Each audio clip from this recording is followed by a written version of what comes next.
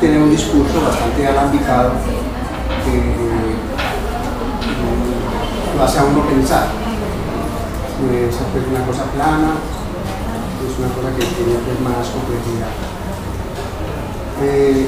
Nosotros vimos el otro día de la dialéctica entre lo visible y lo invisible, y vimos la película de Festín de la B, donde se mostraba, yo creo que ustedes, los que tienen el texto, pues se han dado cuenta de qué significaba esa dialéctica y por qué, digamos, Babel se convirtió en el centauro que manejaba, era como la bisagra entre la materia y el espíritu, que era lo que legitimaba de alguna manera la iconología, tanto barroca como la barroca como forma, digamos, de evangelización, y porque había una economía, o sea, como dicen, una imagen vale 10 palabras. Entonces, lógicamente, para ellos era muy difícil explicar, muy abstractas, digamos, a las comunidades indígenas de América Latina. Entonces, tenían que utilizar, lógicamente, pues la parte de la imagen, y claro, pues a extremos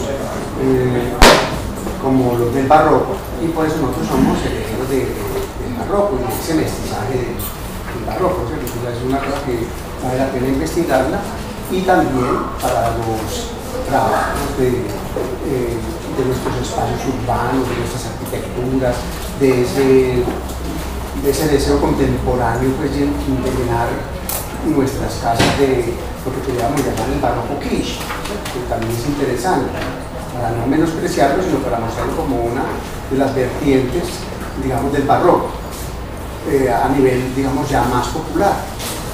Ya, pues, todos los que hemos viajado, pues sabemos que traemos seguidores con la Torre Eiffel, y traemos toda la parte, pues, de San Pietro con nieve que va en la bolita de cristal, la ponemos encima, y tenemos el Sagrado Corazón femenino, bueno, es parte del Cristo contemporáneo, de llenar nuestras mesas con manteles de hule, es decir, habernos salido del totazo prácticamente de las prescripciones, digamos, tan puristas y casi protestantes de Le Corbusier y del grupo, digamos, más nórdico. Entonces, vamos a ver qué les parece este viaje a través de esta Venecia, y luego veremos, si no tenemos tiempo de ver, pues, toda la película, veremos una parte, pero me parece que es muy interesante la película, porque está alimentada de un drama de Shakespeare que se llama El Mercader de Venecia, y creo que el que lo haya visto lo podrá ver con otros ojos, ¿no? Y lo podrá integrar a su imaginario para este viaje que vamos a hacer. Entonces, el cuerpo judío en la Venecia renacentista. El Mercader de Venecia. Este fue uno de los grandes bocetos que hicieron para las primeras escenografías de las presentaciones del Mercader de Venecia en Shakespeare. La obra de Shakespeare, El Mercader de Venecia, 1596-97, nos presenta el drama de los diferentes cuerpos que configuran a la Venecia cosmopolita y mercantil, siendo una de las primeras ciudades en realizar una expansión a gran escala y establecer un comercio tanto con el Oriente Lejano y la zona norte del África, con el fin de establecer un comercio de ida y vuelta donde los viajeros podían llegar a la ciudad para realizar sus transacciones, y se corresponde con lo que Pierre Lévy denomina el espacio de las mercancías, un nuevo espacio antropológico que se abre en el Renacimiento con estos nuevos descubrimientos y con nuevos desplazamientos ya a nivel planetario. Este último estaría caracterizado por la desterritorialización de los objetos y de todos los seres para adquirir una velocidad de desplazamientos hasta entonces inédita. La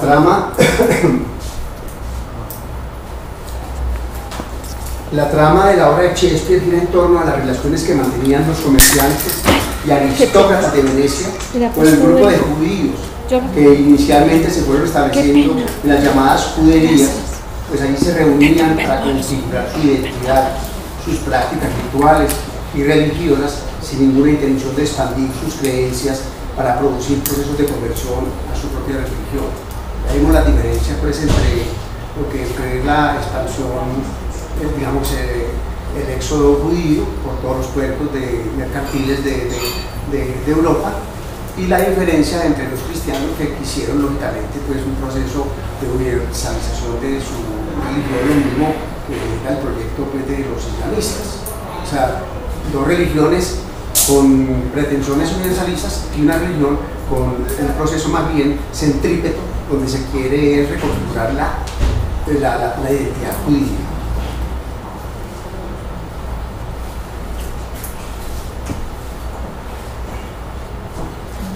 También la trama comienza a desplegar una serie de personajes que se corresponden con el resentimiento de los ricos prestamistas judíos, como Chailo, que será como el representante del trato indigno que los venecianos practicaban sobre una población considerada como parte de la putrefacción moral que minaba los valores y las virtudes de la Venecia cristiana. Antonio se hace el garante de un préstamo solicitado a Chailo por 3.000 ducados que le serían entregados a Basanio, un gran amigo de Antonio. En caso, además Basanio era digamos, el pretendiente privilegiado de la rica Porcia. En caso de que el préstamo no se realice con toda puntualidad, Antonio se verá obligado a entregar una libra de su propio cuerpo al amargado y vengativo prestamista judío, pues este no quiere una recompensa monetaria, sino crear las condiciones para vengarse de la aristocracia cristiana en ese momento encarnada por Antonio y Basanio.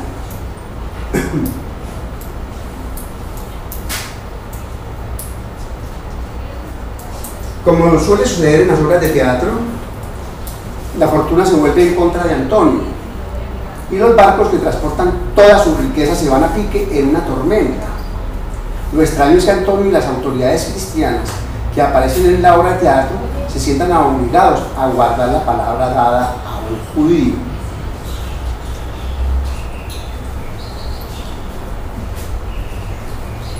Fuera del teatro, el público de Shakespeare trataba a los judíos como a animales medio humanos que merecían poco respeto legalmente.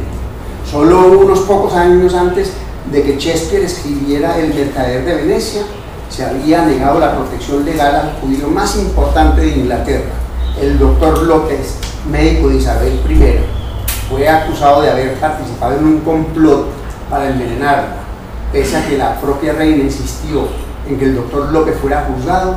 La gente no necesitaba otra prueba más que su raza judía, y el doctor López fue linchado. En su obra, Shakespeare combina estos prejuicios convirtiendo al prestamista judío en un caníbal. Recuerden que para finales del siglo XIX, pues en la Francia revolucionaria, se produjo pues, el caso Dreyfus, que incluso sin juicio fue condenado siendo militar, pero simplemente por su raza judía. O sea, pues también ahí tenemos, posteriormente lo va a escribir Jean-Paul Sartre en la cuestión judía, y luego va a ser prácticamente los pogroms y todo lo que serían los guetos y más los guetos que las juderías en la época, digamos, nazi. Entonces tenemos muy parecido a lo que hicieron los nazis como lo que vamos a ver, lo que se realizó tanto en España como en Venecia.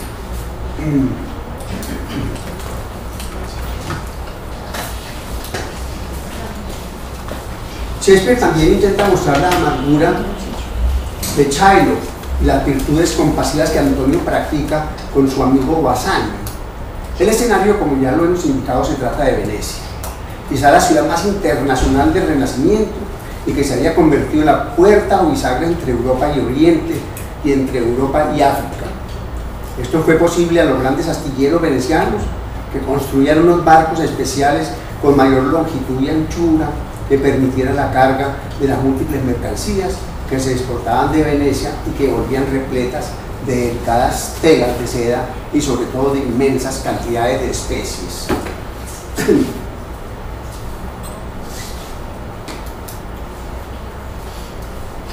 Venecia así se convirtió en una ciudad virtual, pues lo importante no era la posesión de tierras, sino el uso de los espacios para realizar negocios, y por ello su carácter cosmopolita atraía a extranjeros con estadías fugaces y al mismo tiempo a residentes cada vez más variados: alemanes, griegos, turcos, dálmatas, así como judíos. Pero la ciudad no les permitía a estos residentes ser ciudadanos de Venecia ni de poseer propiedades mobiliarias o terrenos, y todo se centraba en cierta comodidad para que los extranjeros tuvieran toda la libertad para realizar sus intercambios económicos. Así lo subraya una estrofa del texto de Shakespeare: porque la comodidad que los extranjeros disfrutan entre nosotros en Venecia, si se les negara, perjudicará mucho la justicia del Estado, puesto que el comercio y el beneficio de la ciudad derivan de todas las naciones.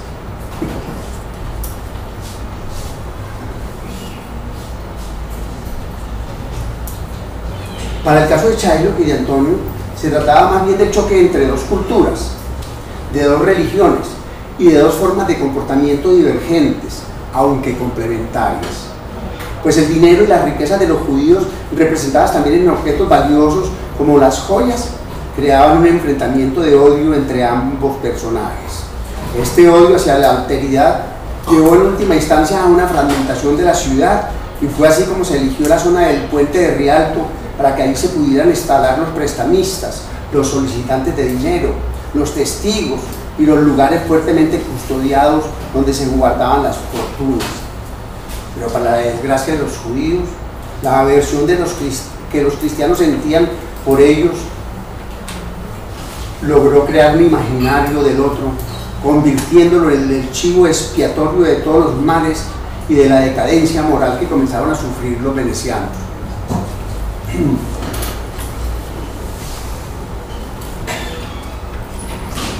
El impulso y el despliegue de los espacios venecianos se vieron afectados por diferentes guetos que comenzaron a surgir, siendo uno de los primeros el de los judíos del siglo XVI. A estos se les permitía salir de sus espacios segregados, ataviados con símbolos que los estigmatizaban y al mismo tiempo permitían diferenciar a estos cuerpos que encarnaban toda la maldad de los cuerpos cristianos, detentadores de los valores de la virtud, de la higiene y de su comportamiento piadoso.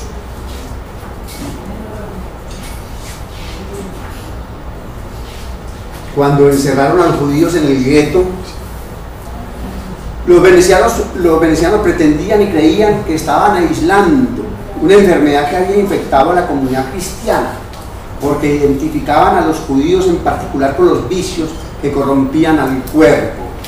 Los cristianos temían tocar a los judíos.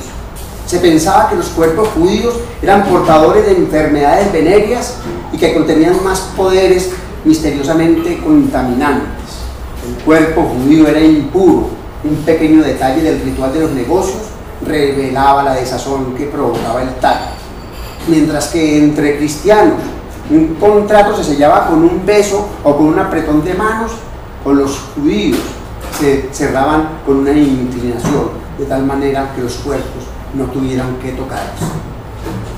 De esta manera se ponían en juego lo que Pierre Lévy ha denominado las 4 dimensiones complementarias del psiquismo, que se puede aplicar tanto a un espíritu humano individual como a una inteligencia colectiva. Las dimensiones topológica, semiótica, axiológica y energética. Si tomamos la dimensión topológica, podríamos decir que el psiquismo está estructurado en cada instante por una conectividad, sistemas de proximidad o un espacio específico, asociaciones, vínculos, caminos, puertas, conmutadores, filtros o paisajes de signos de atracción. La topología del psiquismo está en constante transformación. Algunas zonas son más móviles y otras más compactas, otras más densas y otras más raras.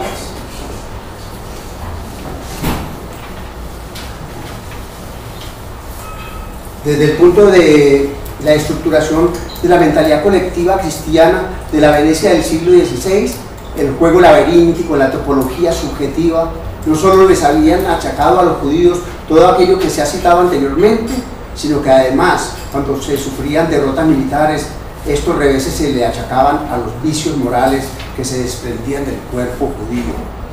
El gueto permitía entonces crear una campaña moral para regenerar los valores cristianos de la ciudad.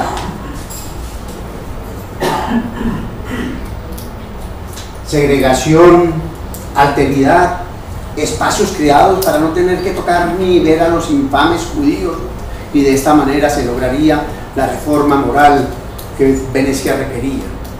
El gueto también sirvió para que los judíos pudieran crear nuevas formas de vida comunitaria, pues dentro del gueto disponían de libertades, a diferencia de las que les permitía el exterior de la ciudad veneciana. Y al mismo tiempo el gueto también se convertía en un espacio seguro que evitaba el asalto de los cristianos cuando en ciertas fechas memorables del ritual cristiano se asaltaban de tal manera que iban en masa para agredir a los judíos.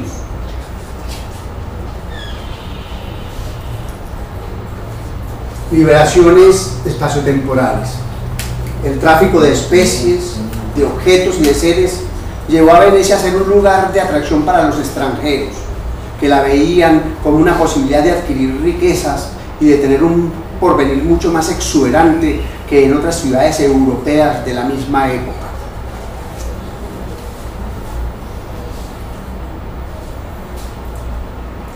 La primera especie que controló Venecia fue la sal, el medio más elemental de conservar alimentos. Al inicio de la Edad Media, los venecianos secaban sal en las marismas costeras y después la vendían localmente. Esto exigía el control de la tierra. Los venecianos se hicieron más ricos comerciando en especies como el azafrán, que al igual que el tráfico en tejidos de algodón procedía de muy lejos. El mercado local inmediato del azafrán era reducido, pero el europeo era inmenso. Ese tipo de comercio dependía más del control de los mares que de la posesión de la tierra. El azafrán, el comino y el enebro crecían en la India y en otros países de Oriente, y Venecia actuaba en la expresión de William McNeill como la bisagra de Europa para traerlas a Occidente. Venecia se convirtió en una potencia marítima, dominando el Adriático y convirtiéndose también en el paso obligado de las cruzadas europeas que se dirigían a Tierra Santa. Y con este tránsito surgieron también nuevos negocios, pues el comercio con Oriente se incrementó con nuevas especias como la pimienta de la India y de la costa oriental de África a través de Alejandría, azafrán y nuez moscada de la India y canela de Ceilán. Además de la apertura de estas rutas, se iniciaron transformaciones topológicas con relación a los alimentos, pues los cruzados integraron estos alimentos sofisticadamente sazonados y poco a poco introdujeron en el espacio europeo un gusto por estas especies. Nuevas expansiones topológicas en el ámbito gastronómico que permitieron nuevas rutas hacia el norte de Europa a través de Inglaterra. Lo que deja traslucir también el drama de Shakespeare es la inexistencia de sociedades anónimas perdurables, pues casi todo el comercio se hacía por asociaciones efímeras que garantizaban la financiación, el transporte y su distribución final entre los diferentes clientes que habían contratado las naves para sus experiencias y travesías comerciales.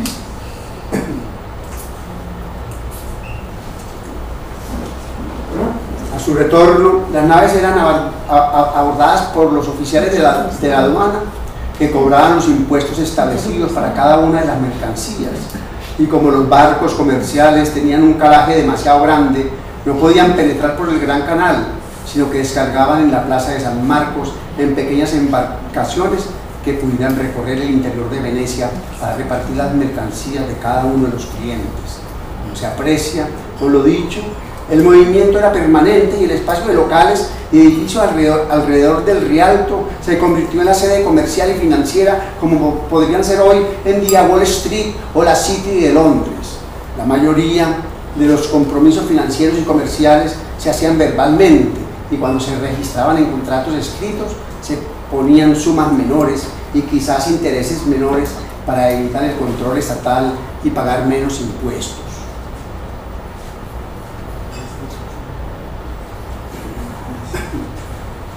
La confianza verbal estaba ligada al empleo de capitales no registrados ni sometidos a impuestos, que los corredores deseaban hurtar al control del Estado.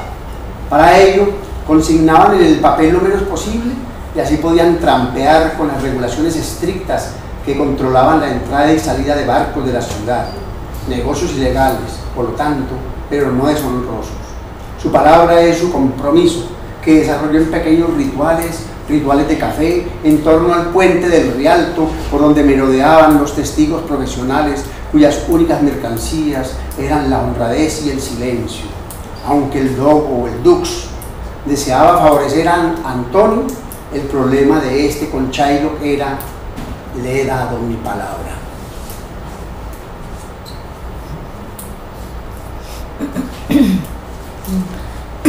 La Venecia en su esplendor se correspondía con un nuevo espacio antropológico abierto para toda Europa. Se podría pensar que el objeto de este espacio serían los flujos, los fuegos y las muchedumbres en aquello que hemos llamado la desterritorialización progresiva de todos los objetos y de los seres humanos. Y por eso dice Pierre Lévy que este nuevo espacio antropológico no puede contentarse con diseñar las variaciones y los recorridos de la moneda, de los bienes y de las personas. Debe también poder aprehender en un mundo acelerado, caótico, incierto, que descubre la desterritorialización. Los objetos del espacio mercantil no son pues solamente aquellos de la economía, sino igualmente todo aquello que se difunde, desliza, fluctúa, se transforma y se pierde, todo aquello que alimenta sus máquinas y gira en sus circuitos.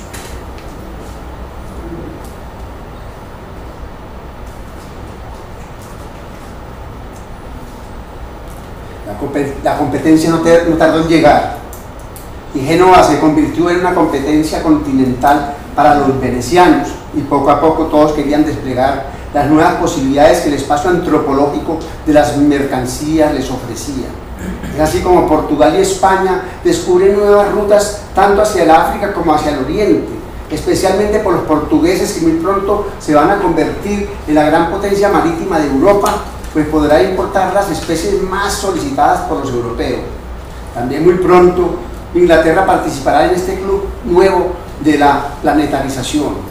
España desde 1492 cierra el circuito de este nuevo proceso y se perfila como el descubridor de nuevas tierras, al principio imaginarias, pues pensaban que habían llegado a las Indias, pero estas eran otras Indias, que luego con Américo Vespucio se convertiría en América.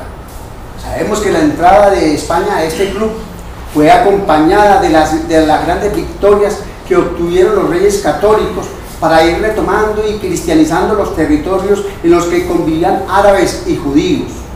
Estos últimos también estuvieron viviendo en los barrios denominados las juderías en el sur de España, y que más tarde estas juderías se fueron transformando en guetos que se cerraban por la noche y se abrían por la mañana para permitirle a este pueblo extraño, tanto para los árabes como para los cristianos, realizar sus actividades comerciales. Pero la vida de los guetos estuvo también sujeta a las nuevas semióticas, las cuales son como hordas mutantes de representaciones, imágenes, signos, mensajes de todas las formas y naturalezas, sonoros, visuales, táctiles, propioceptivos, diagramáticos. Pueblan el espacio de las conexiones, las jaurías de signos, circulando por los caminos y ocupando las zonas de la topología, modifican el paisaje de los signos psíquicos de atracción. Por esta razón, los signos o grupos de signos también pueden ser llamados agentes. De igual modo, las transformaciones de la conectividad influyen en las poblaciones de signos e imágenes. La topología es el conjunto de relaciones o conexiones cualitativamente diferenciadas que existen entre los signos, mensajes o agentes. Cuerpos corruptos.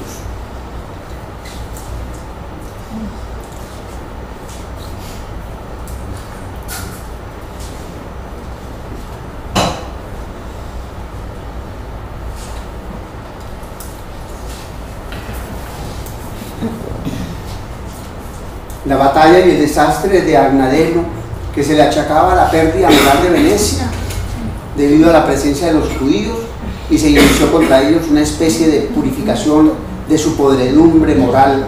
Y lo mismo que sucedió en España, donde los judíos eran expulsados, pero al mismo tiempo despojados de sus pertenencias, emergió una figura en Venecia como Fray Lobato de Padua, propició en 1505 la destrucción de los hogares de los judíos que vivían cerca del campo de San Pablo, y solicitaba despojar a los judíos de todo su dinero y no dejarles nada para vivir.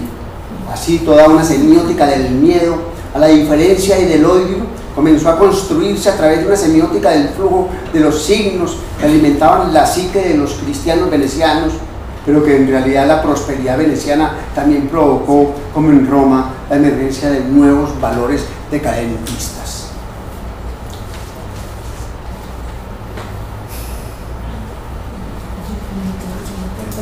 Subculturas homosexuales dedicadas al travestismo, jóvenes que, reclinados en las góndolas que surcaban los canales, no iban cubiertos más que por joyas de mujer.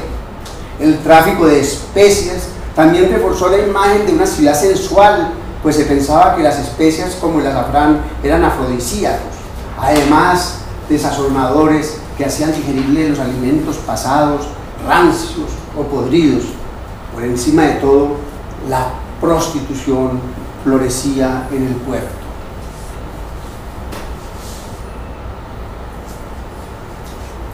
Enfermedades como la sífilis, que apareció en Italia en 1494, fueron los indios de América o los judíos de Venecia quienes la hicieron proliferar, y así toda una semiótica, un enjambre de hordas mutantes de representaciones, imágenes, signos, comenzaron a convertirse en jaurías, circulando por los caminos y ocupando las zonas de la topología, modificando el paisaje de los signos psíquicos de atracción y repulsión. De esta manera, con estas nuevas representaciones, los cuerpos corruptos de los judíos se llenaban de enfermedades que muchas veces se le adjudicaban a sus prácticas religiosas. O se relacionaba la sífilis con el judaísmo o la propensión de los judíos a la lepra.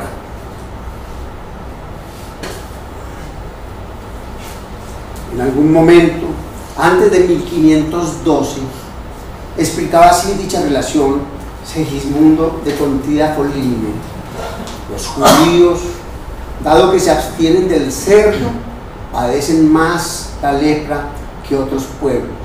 Segundo, la Sagrada Escritura pone de manifiesto que la lepra era una señal que revelaba una incontinencia incluso más vil. De hecho, comenzaba a manifestarse en los genitales. Luego, esta enfermedad de la sífilis procedía de los marrani, los judíos expulsados de España, o sea, los que conocemos como los marranos. La relación entre la sífilis y la lepra en tales explicaciones tenía una importancia para esta primera generación de víctimas que a nosotros no nos resulta tan evidente. Como se pensaba que la lepra se contagiaba cuando una persona tocaba las llagas de un leproso, se podía contraer la sífilis no solo durmiendo con una prostituta, sino también tocando el cuerpo de un judío. Había necesidad, por lo tanto, de una nueva moral, y se tornó a las comunidades judías como las portadoras corrosivas de una moral que se consideraba puritana, y se comenzó con la representación antigua de la serpiente que hechizó a Eva a través de sus ojos y de su apariencia atractiva. No es pues extraño que se prohibieran a las mujeres materiales transparentes y el uso de llevar encajes. A los hombres se les prohibían vestimentas que acentuaran su atractivo físico. Las camisas debían cubrir la parte superior del cuerpo y cerrarse ajustadamente alrededor del cuello. Estas nuevas leyes recordaban el comportamiento del monje Jerónimo Savonarola, que había dirigido también una campaña similar contra las vanidades de Florencia. El ataque veneciano contra los judíos estuvo íntimamente ligado con el rechazo y la sensualidad corporal. La sífilis fue uno de los ejes del ataque, pues la manera en que los judíos ganaban dinero también fue un factor en la discusión y la decisión. Los judíos hacían dinero mediante la usura, y esa tenía una relación directa con el vicio corporal.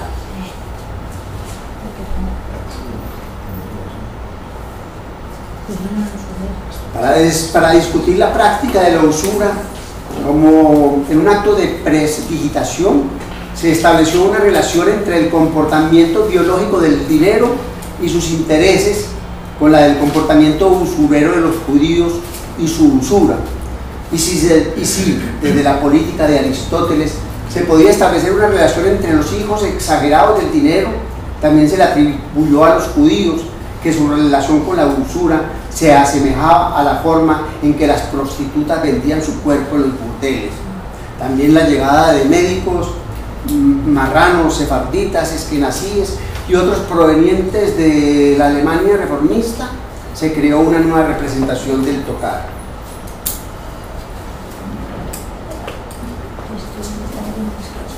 Aunque el contacto físico de los judíos parecía una infección sexual, en la medida en que estos eran asociados en la mentalidad popular con la difusión de la sífilis, se llamaban médicos judíos para tratar la enfermedad.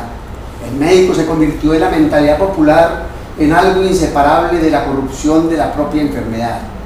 En 1520, Paracelso clamaba contra los judíos que limpian a los sifilíticos, los untan, los lavan y realizan toda clase de engaños impíos. Una vez más, los judíos eran asociados con su impureza, con la lepra. Los judíos eran más propensos a contraer la lepra que ningún otro pueblo, porque no tenían lino ni baños domésticos.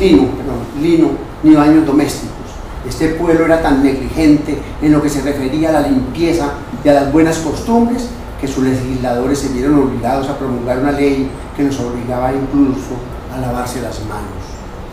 Se puede decir que esta estrategia representacional permitía hacer migrar la maldad y la impureza del sí mismo hacia una alteridad asquerosa y putrefacta que cargaba con todos los pecados de Venecia. Si la axiológica vincula las representaciones, la semiótica y la zona del espacio psíquico que están vinculadas a valores positivos o negativos, estos determinan las atracciones o repulsiones entre imágenes, polaridades entre zonas o grupos de signos. Se comprende, por lo tanto, la emergencia fantasmática de una alteridad repulsiva que llevaría, por lo tanto, a disparar los procesos de la energética.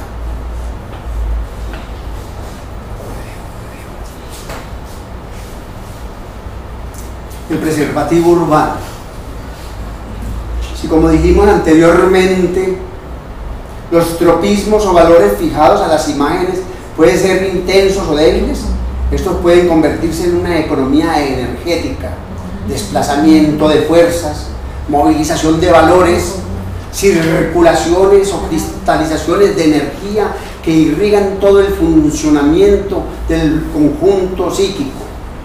En el caso de los cristianos, la topológica, la semiótica, la axiológica y la energética legitimaron los espacios de segregación, aunque no solamente para los judíos, sino también para los alemanes, para los griegos, para los dálmatas, para los turcos, para los armenios, para los alemanes, para los persas, los cuales tendrían su propio espacio, entre comillas, para no mezclarse con las multitudes de los cristianos católicos. Por ejemplo, tenemos el caso de los alemanes, que inicialmente eran muy bien tratados y se les concedió una casa de albergue denominado el Fondaco de Tedeschi, donde todos eran alemanes o visitantes importantes que provenían de Alemania.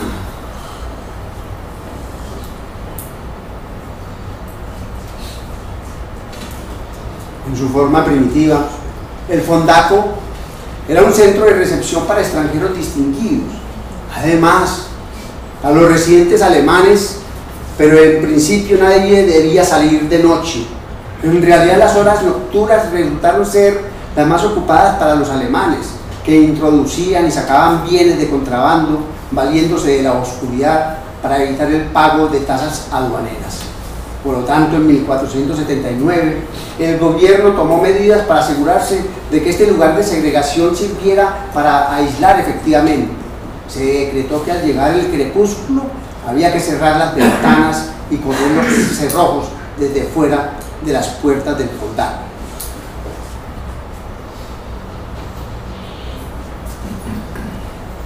La reforma Cambió drásticamente la forma en que los venecianos apreciaban a los alemanes, pues ya no eran católicos sino reformistas, es decir, protestantes.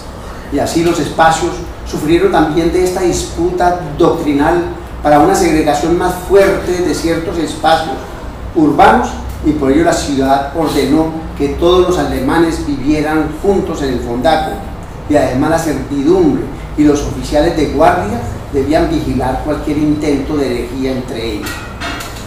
A partir de ello, también los venecianos comenzaron a explorar las nuevas prácticas de segregación para los judíos. El gueto vecchio y el gueto nuevo, que eran antiguos distritos dedicados a la fundición, permitieron una estrategia espacial bastante novedosa, debido a la geografía acuática e isleña de la ciudad de Venecia. El gueto nuevo se asentaba en un terreno romboidal que estaba rodeado de agua por todas partes. Los edificios formaban un muro alrededor con un espacio abierto en el centro. Solo estaba conectado con el resto del tejido urbano por dos puentes. Cerrando estos puentes, el gueto nuevo podía quedar aislado.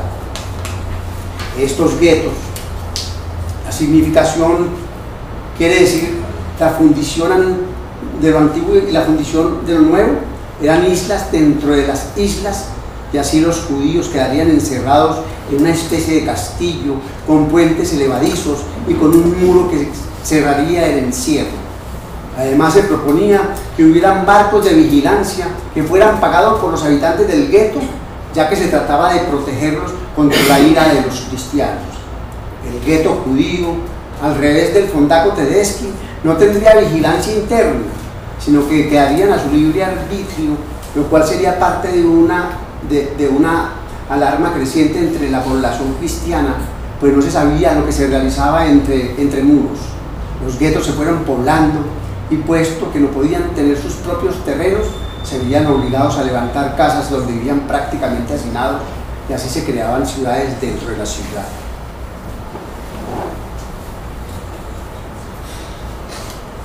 Los puentes elevadizos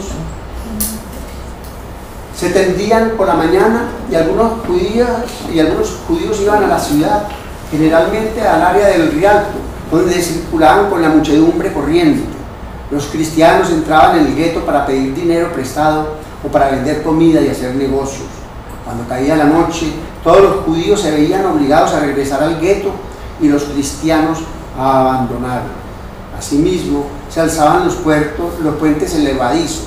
Además, las ventanas que daban al exterior se cerraban todas las noches y los balcones se retiraban, de manera que los edificios que daban a los canales se convirtieran en algo similar a los muros desnudos de un castillo. A partir del largo crepúsculo de la República Veneciana, que comenzó con el descubrimiento por parte de otras potencias de nuevas rutas hacia el oriente, se bajaron las barreras aduaneras y se atrajo a una gran cantidad de judíos comerciantes procedentes de Siria y de Rumania. Pero estos, a pesar del declive de la ciudad, no querían ser fugaces comerciantes, sino quedarse residiendo en la ciudad que aún tenía sus encantos. La necesidad de albergarlos creó un nuevo gueto denominado el gueto nuovísimo, que al igual que los otros terminó siendo una isla rodeada por un foso, y lo único que faltaba para colmar la paciencia de los venecianos cristianos fue la aparición en estos lugares de hacinamiento de la temida peste, que no podía ser combatida por los médicos judíos, pues el problema estaba en las mismas condiciones de la espacialidad de su asentamiento.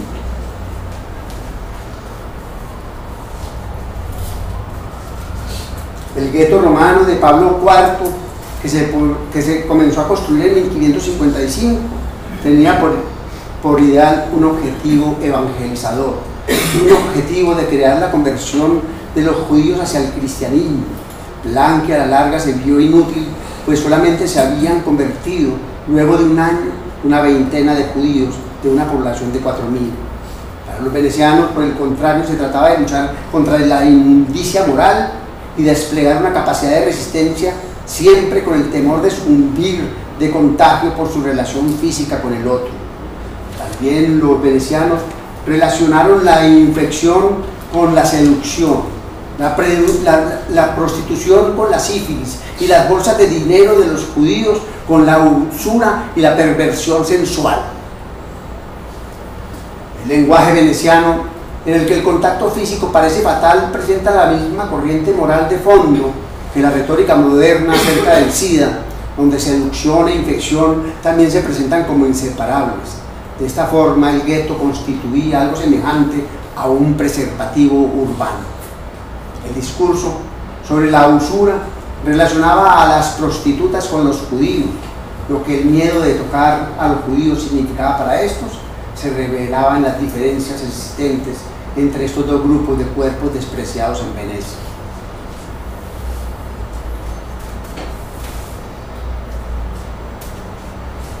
El cuerpo administrado, judíos y cortesanas. Para la época de 1501 se podían organizar orgías cristianas como la del duque de Valentino, a la que asistió el Papa Alejandro VI. En el mismo palacio apostólico se reunían prostitutas respetables denominadas cortesanas. Se bailaba con mujeres vestidas y luego desnudas, y se hacían concursos que recordaban un poco a Casanova, pues se trataba de ver quiénes eran capaces de copular con el mayor número de prostitutas. Los premios: jubones de seda, zapatos, sombreros y otras prendas de valor.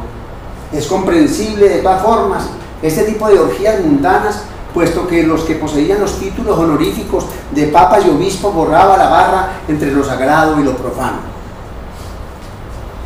Pero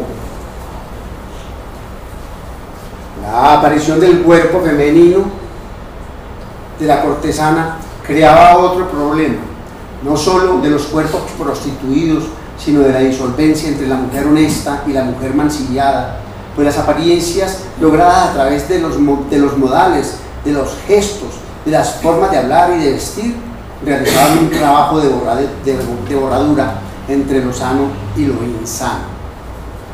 Las muchachas que entraban en la prostitución lo hacían aproximadamente a los 14 años.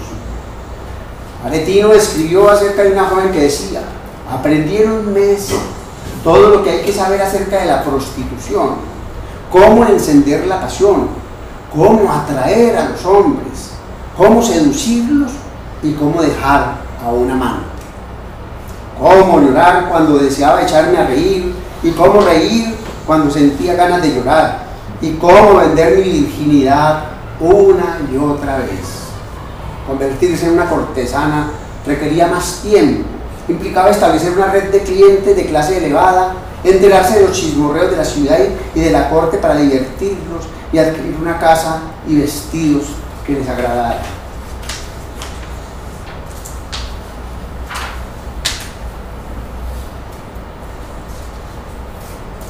Como es sabido, el sistema japonés de las geishas era bastante ritualizado y exigía una vida entera para formarse en el oficio que se transmitía de generación en generación. En el caso de las cortesanas venecianas, esas tenían un sistema más flexible y dependía de su voluntad y de su vocación para estar a la altura de las circunstancias. Incluso se publicaron libros especializados para la formación del cortesano y se daban instrucciones para que las mujeres aprendieran a comportarse en un medio cosmopolita. Además existía otro método que era el de la observación y la del mimetismo, y era mirar hacia arriba y ver el comportamiento, el uso vestimentario y las formas de comportarse de las mujeres de clase superior, como el caso de Porcia.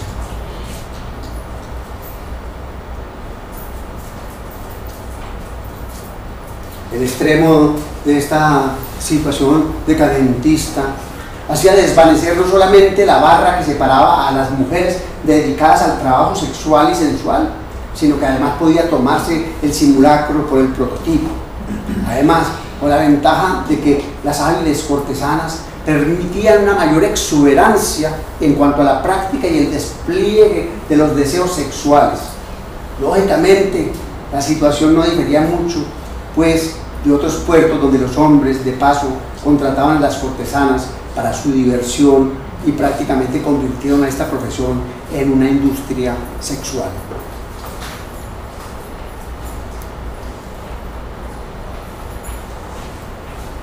Ante esta situación, el cuerpo social elitista de Venecia se vio ante la emergencia de un nuevo cuerpo corrupto al cual se tenía que controlar con medios, si no iguales, pero por lo menos llenos de prohibiciones, para evitar que todo el cuerpo social llegara al punto de la putrefacción. Desde 1397 a los judíos se les ordenó utilizar un distintivo amarillo y en 1416 esta misma ordenanza se aplicó a los chulos y a las prostitutas. Y asimismo un decreto promulgado en 1543 obligaba a las prostitutas a no llevar en parte alguna de su cuerpo oro, plata o seda, y tampoco llevar collares, perlas o anillos sencillos, ni con prendería, ni en los oídos, ni en las manos.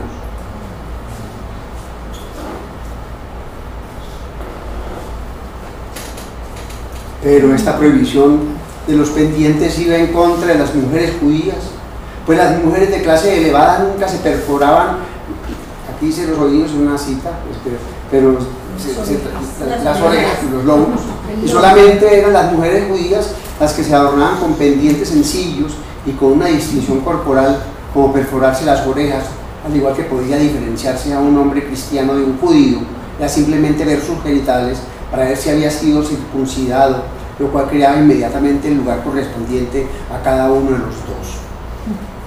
A los venecianos que profesaban este culto a la pureza y a la diferenciación, los pendientes eran una tentación, pero con el grave problema de que si no podían utilizar pendientes que eran prácticamente de uso en las mujeres judías, sería aún más difícil diferenciar a las buenas mujeres de las malas.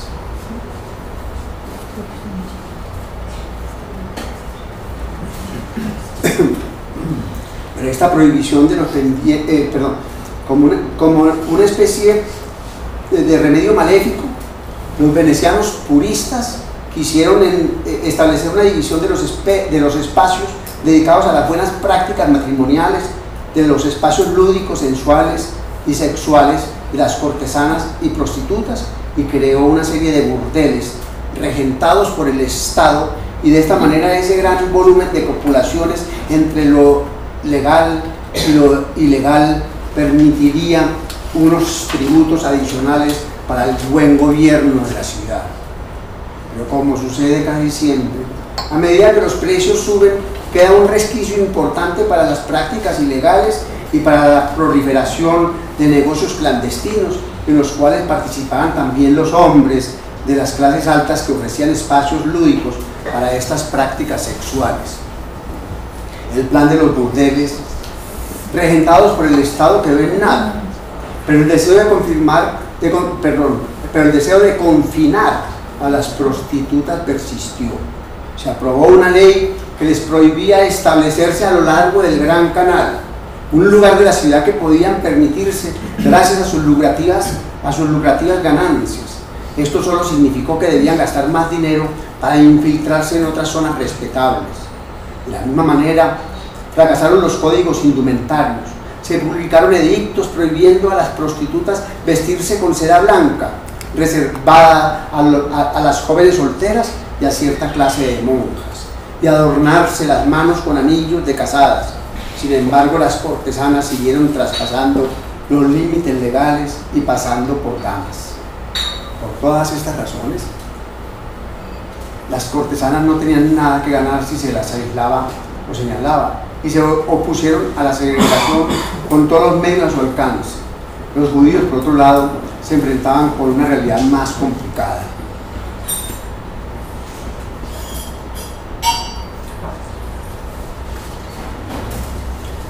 La cortesana tenía que defenderse por sí misma frente a los decretos y los embates que querían organizar el cuerpo femenino por parte de la élite veneciana.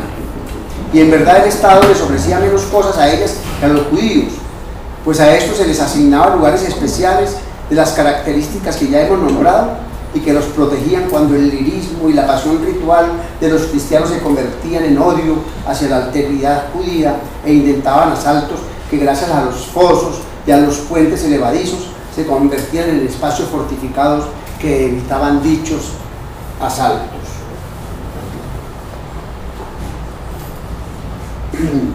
Asimismo se crearon sinagogas e instituciones vinculantes dentro de esta comunidad cerrada, y proliferaron diferentes sinagogas de acuerdo a los diferentes grupos étnicos de los judíos según su proveniencia.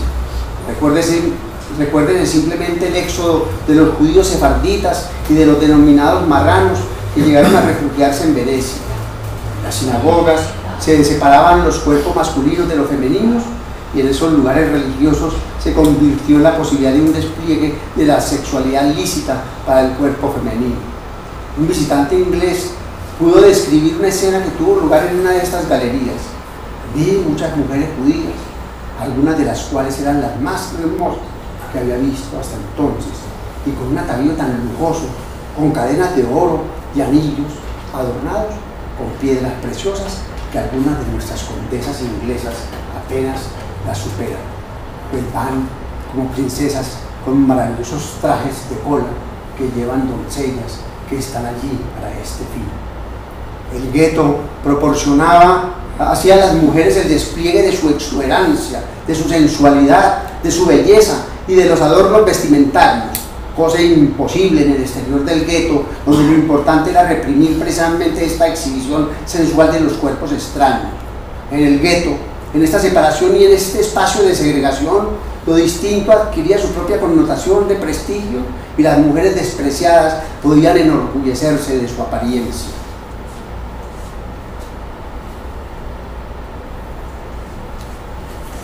También el gueto permitió un entorno religioso más complejo, pues las prácticas y los rituales estaban diferenciados entre los múltiples grupos de judíos que habitaban el lugar.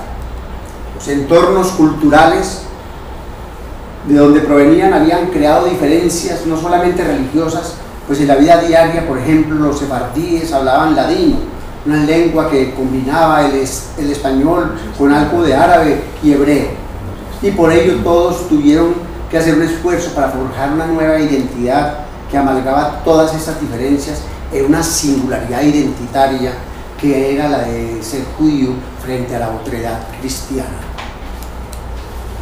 Además, estableció reglas comunitarias y prácticas cotidianas que permitían las oraciones judías diarias y el estudio religioso que se realizaba tradicionalmente por la mañana, y también el ritual del café que se conseguía fácilmente en la ciudad y se consumía en los diferentes grupos de estudio, pues les permitía un estimulante nervioso para permanecer despiertos durante la noche y poder dedicar esas horas tanto a la oración como al estudio.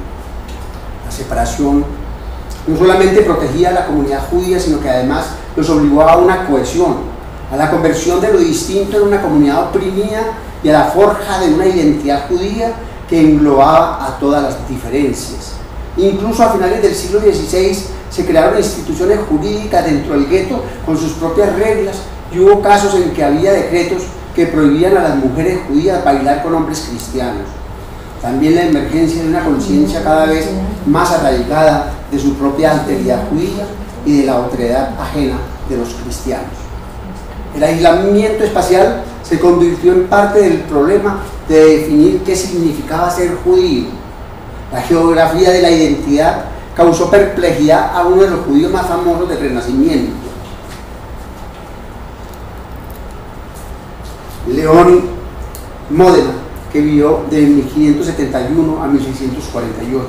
Fue escriba, poeta, rabino, músico, dirigente político, estudioso del latín, del griego, del francés y sorprendentemente un jugador compulsivo. Nacido fuera de la ciudad, Módena llegó a Venecia en 1590 cuando tenía 19 años de edad. 3 años más tarde, ya casado, decidió convertirse en rabino. Su vida durante esos 20 años fue agitada, escribió mucho, viajó extensamente, pero se sentía incómodo. Quintesencia del judío errante, no empezó a sentirse en paz consigo mismo hasta que entró en el mundo cerrado del gueto veneciano, rodeado por judíos de todo tipo que llevaban a cabo una activa vida pública. Cuando en 1609 fue finalmente ordenado en Venecia, su vida adquirió un carácter intensamente local. Como rabino iba a la sinagoga 3 veces al día para dirigir el culto, recitar plegarias para los enfermos y los muertos, predicar los sábados por la mañana antes de sacar la Torá del arca y leerla, y enseñar 2 o 3 puntos de la ley y luego de leerla y devolverla al arca los lunes y los jueves. Al igual como sucedería unos siglos más tarde en Viena y otros lugares de Europa, la figura del intelectual artista y gran humanista disolvió las firmes estructuras espaciales del gueto y adquirió una fama universal más allá de los límites de la comunidad judía, a la vez que mantenía su fe y sus prácticas religiosas.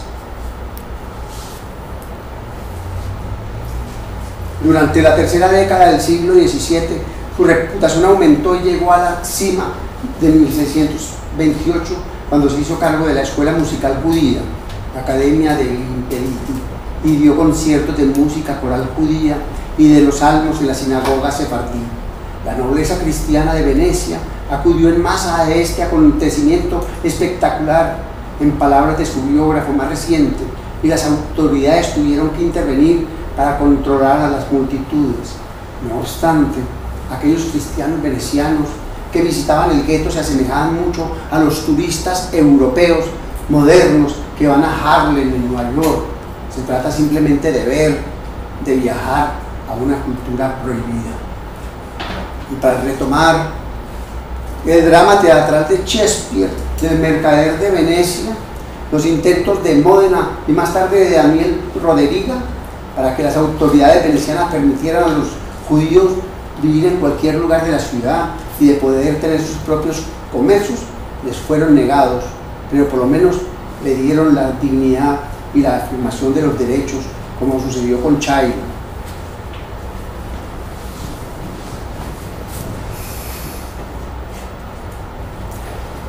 Los decretos y los guetos se mantuvieron de tal manera que los judíos no se podían trasladar ni siquiera a lugares más higiénicos cuando hacía aparición la temible peste, y muchos de ellos morían frente a la indiferencia de los cristianos ante el sufrimiento de los judíos.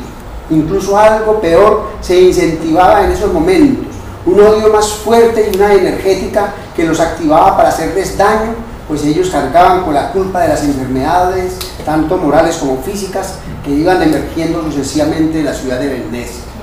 Incluso la semiótica se desbordó de forma delirante, pues los cristianos no sabían qué era lo que pasaba dentro del gueto judío, e incluso como sucedió en el año 1636, cuando hubo un robo de artículos robados en Venecia y escondidos en el gueto, no se implicó a un individuo, sino a toda la comunidad judía.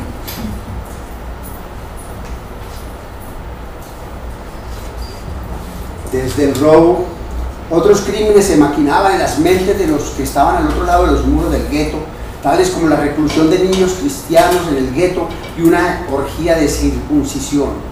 Módena describió la búsqueda policial de seda, ropas de seda y oro ocultos. En Purín todo el gueto fue clausurado para realizar un registro casa por casa con la mayor rapidez. Esto pudo haberse hecho sencillamente subiendo unos cuantos puentes y cerrando las puertas.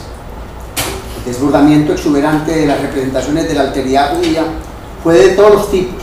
Se creía que allí se ocultaban toda clase de crímenes, de orgías, de proliferaciones de la sexualidad ilegítima, y así se fue cerrando una terrible semiótica que, desdibujando la realidad de la identidad judía, creaba en su lugar un fantasma macabro de su condición humana y espiritual. Finalmente, luego de esas topologías, de esas semióticas, de esas axiologías y de esas energéticas que empujaron a reaccionar tan violentamente contra la comunidad judía, el gueto se convirtió para ellos en un escudo de protección, pero como dice Richard Sennett, nunca en una espada de agresión.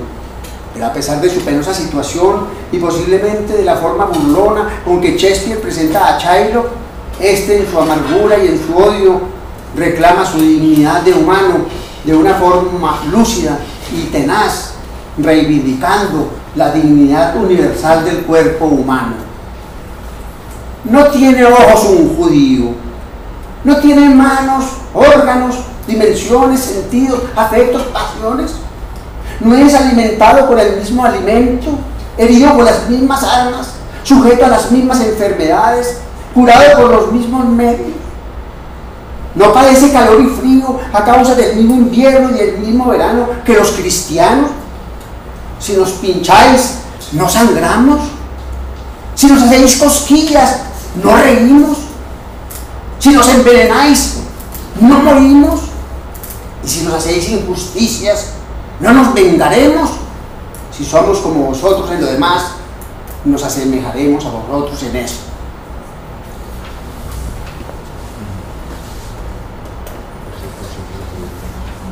El drama del mercader de Venecia de Shakespeare crea una tensión entre esos argumentos que Shylock enuncia sobre la dignidad universal del cuerpo humano, la cual le ha sido negada al cuerpo judío en la ciudad veneciana, y juega con la tensión dramática entre esa negación y el honor de los caballeros cristianos como Antonio y Bassanio.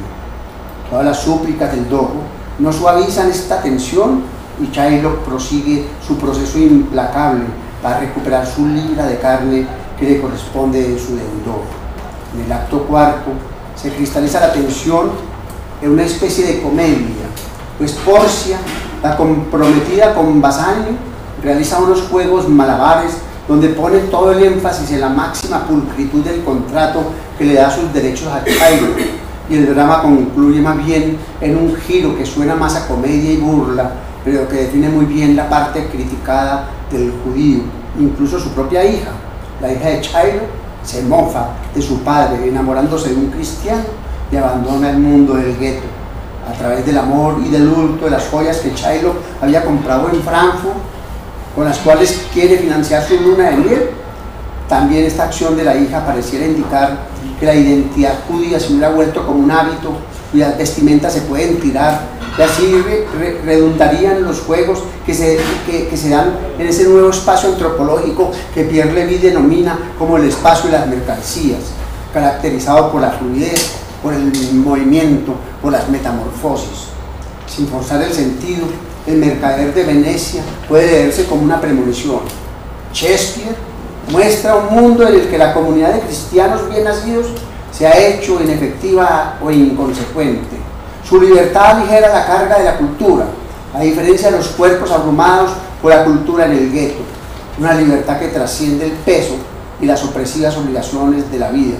Al final de la obra hemos entrado en el mundo moderno.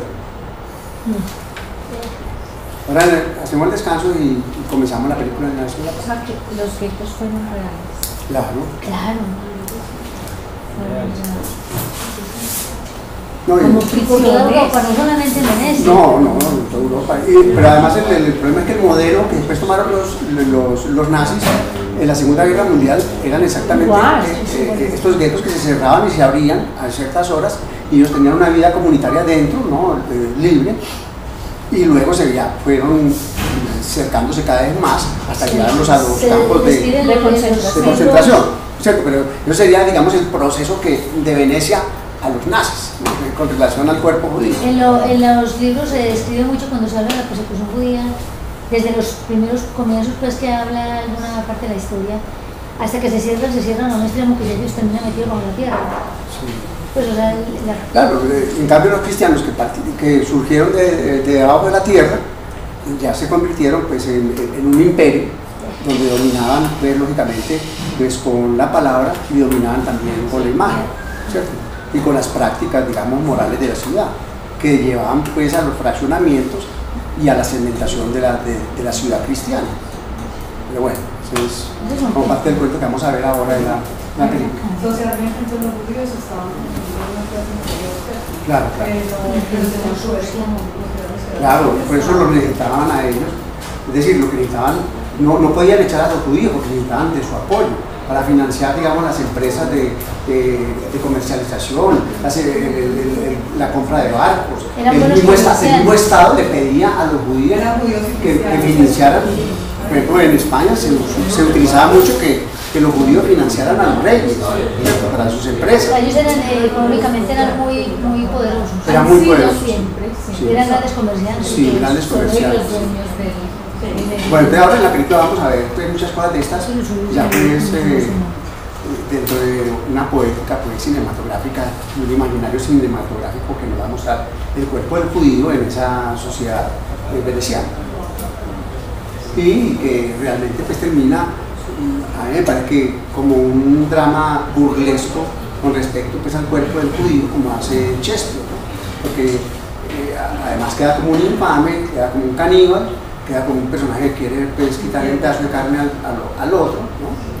Cuando realmente lo que se trataba era de una venganza legendaria de los judíos contra los cristianos. Bueno.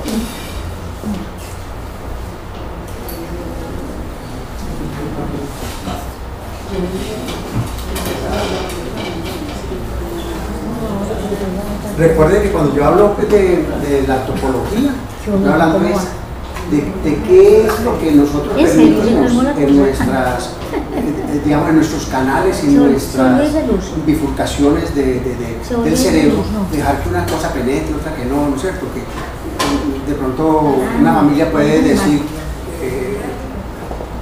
yo no soportaría un hijo, digamos, homosexual, ¿cierto? Porque se lo impide su topología y las representaciones que tiene del homosexual en nuestra sociedad. Pero eso lo llevaría, digamos, al ámbito de la semiótica, de las representaciones que nosotros tenemos de un cuerpo en nuestra sociedad. O con un personaje que sufra SIDA, ¿no es cierto? Como nos ha pasado ver en 50.000 películas desde que sufrió pues, el SIDA y que apareció con esa maravillosa película que es de Tafir, hace ya pues, muchos años. O sea que hemos avanzado mucho en el cambio de la topología con respecto a la cultura contemporánea, pero también hemos cambiado mucho con el campo de las representaciones que tenemos con respecto a la cultura contemporánea, con respecto a la religión, con respecto pues, a lo que es en las instituciones eclesiásticas. Y finalmente, pues, lo que podría ser una axiológica, que son los valores que nosotros manejamos. Cada uno maneja en su casa pues, un sistema de valores. A lo mejor cambiar un valor exija cambiar una representación y exija cambiar una topológica. Pero si no cambiamos todo eso, entonces la energética nos impulsa a reaccionar frente a un homosexual que, por ejemplo, se acerca a nosotros y le pegamos un bofetón. O sea, la axiológica es el movimiento energético de todas esas representaciones que nos obligan a actuar de una manera u otra. Es decir, o a llevar a los judíos a quemarlos, ¿cierto? O llevar a las brujas también a la hoguera, o crear otros dispositivos, digamos, que nos impulsa pues ese cúmulo de representaciones. Entonces, me parece que ya cuando ustedes lean el texto con un poco más de calma, y si se refieren un poco a Pierre Levy, podrán ver cómo funciona, digamos, esto que hemos llamado la psique integral, no solamente individual, sino de la colectividad, para que sepamos cómo nos comportamos. Es el pensamiento en movimiento, claro. La representación mental en movimiento. Claro, claro. O sea, la topológica, la representación, en todo momento estamos en eso. Si vemos, oímos una charla como la mía, pues uno dirá, no sé qué está hablando, si está loco, no sé, otros dirán, qué bueno, qué charla tan interesante, otros dirán, eso es horrible, ¿no es cierto? Vamos a decirle a Juan Camilo que ese profesor no sirve por carajo, ¿no es cierto? Esa es la energética pues, ya que nos corresponde, pues, pero si la leen con calma, yo creo que pueden sacarle mucha, es decir, que puede ser muy productivo para todos ustedes, para la vida cotidiana, no solamente para entender pues, lo de Venecia, porque lo que estamos intentando en este curso no es hacer un curso de historia del Renacimiento, de Venecia, sino, es decir, lo que hemos ido viendo es cómo los diferentes cuerpos son atrapados dentro de esa psique colectiva y cómo se les trata en Roma, cómo se les trata, digamos, cuando ya el cristiano toma el poder, cuando el cristianismo, digamos, a través del cuerpo de Cristo y de la encarnación, pues crea otras nuevas conexiones de la topológica, de la semiótica, de la zoológica y de la energética. Es un poco como eso. Ya vamos con este cuerpo cristiano, con este cuerpo judío, y veremos si podemos sacarle punta para la cuestión del cuerpo árabe, de la cultura tanto pues, de Mahoma, que establece Mahoma, como de la cultura, digamos, del andaluz y de la cultura incluso contemporánea con respecto pues, a lo que hemos recibido y está digamos, como en los genes, digamos, de esa psique colectiva y de esa psique individual, que eso lo van a ver ustedes mucho pues, en el viaje que hagamos de Cádiz a la parte de la Alhambra, de Granada, de ahí también a la parte pues, de Valencia y a la parte de Zaragoza, que era pues, el camino de la vía romana, de la vía augusta. ¿cierto? Hasta llegar pues, a la época contemporánea, donde se han establecido pues, unos nuevos parámetros con respecto pues, a esas rutas. Ya no pasan pues, por los nombres romanos, sino por la cultura contemporánea, ¿cierto? Por lo que podríamos decir la cultura pues, moderna. Bueno, vamos a hacer una introducción y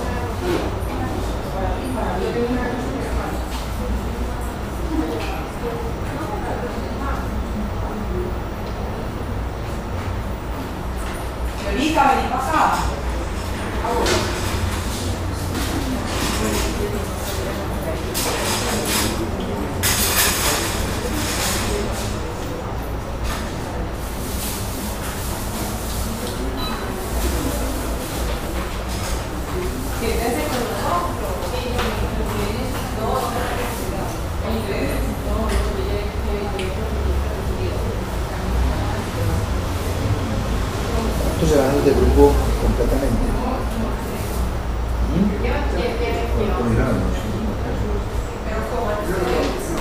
La gente que ha faltado. Y tu prima y tu otra prima, ya comieron los dos. ¿Sí?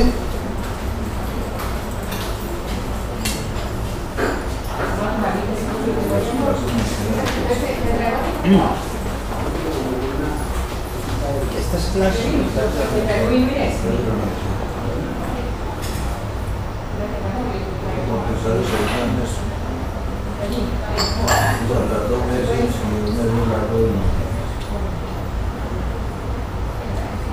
ya es pagando es como lo hizo.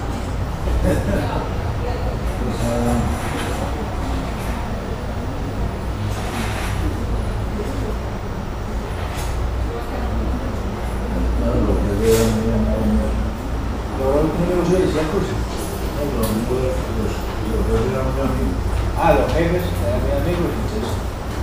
Y yo me voy. Tranquilo, oye. Y ahora.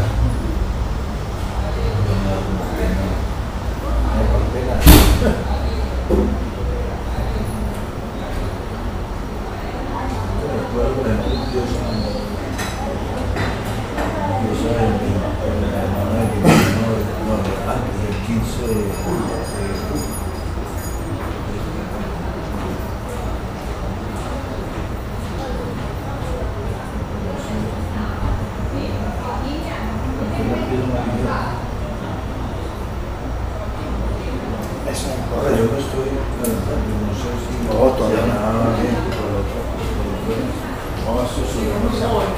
Todos van.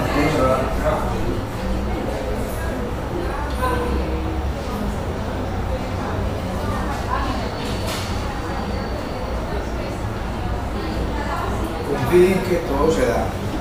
Voy a tomar estas copas cuando llevo un viaje en copas.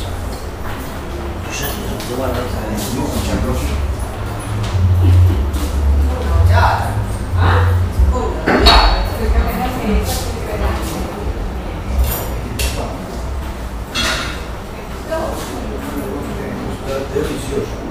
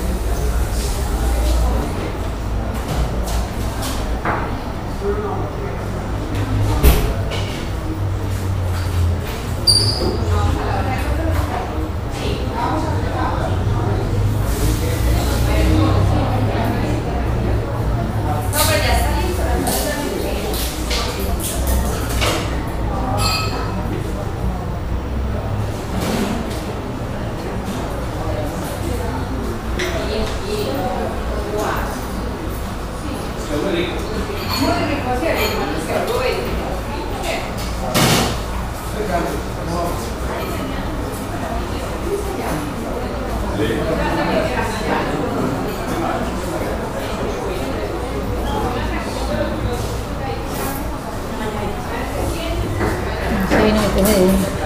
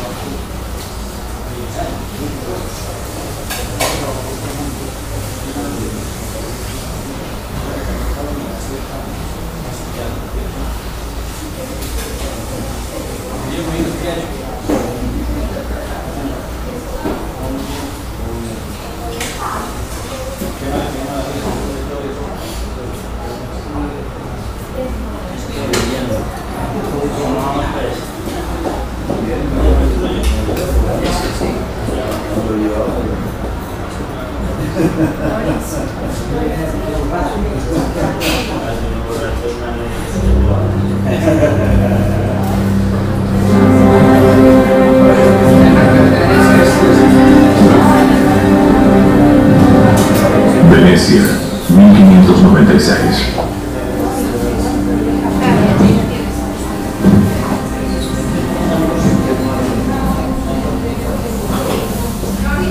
La intolerancia con los judíos era un hecho en la sociedad del siglo XVI, incluso en Venecia, la ciudad-estado más poderosa y liberal de Europa.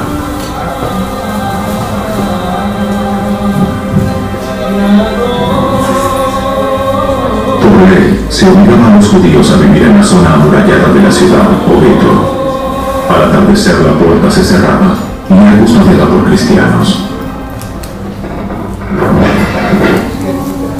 Durante el día, todo hombre que saliera del gueto tenía que usar un sombrero rojo que lo identificara como judío. ¡Usurero! ¡Judío usurero! ¡Usurero!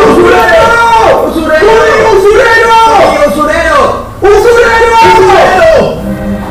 A los judíos se les prohibía tener propiedades, así que practicaban la usura, el préstamo de dinero a interés. Eso estaba en contra de la ley cristiana.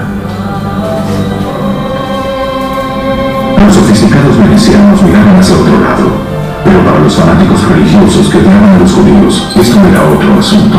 Si un hombre es virtuoso y hace lo que es legal y correcto, si no ha practicado la usura ni aprovechado interés alguno, si ha alejado su mano de toda inequidad y aplicado el buen criterio entre hombre y hombre, si ha vivido según mi ley y obedecido fielmente mi juicio, entonces es justo y debe vivir.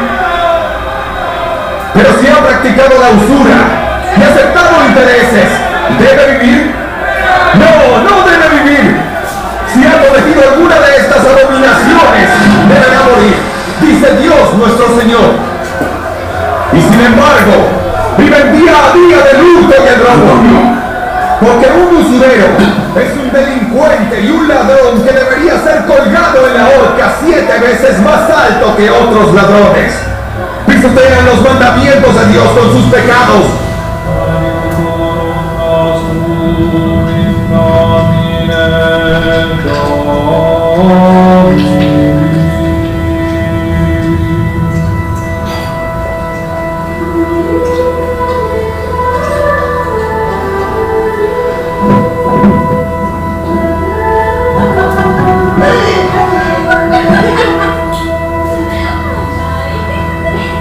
Dominus vobiscum.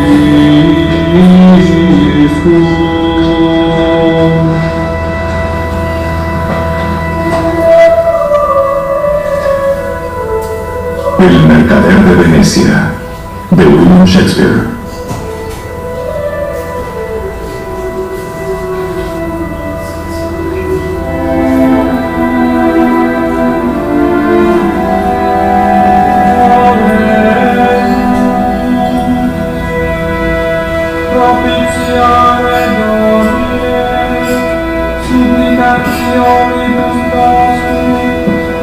Antonio,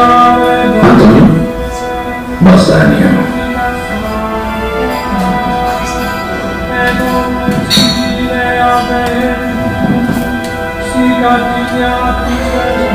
Estamos entendiendo, Señor. ¡Ya estamos listos, Señor!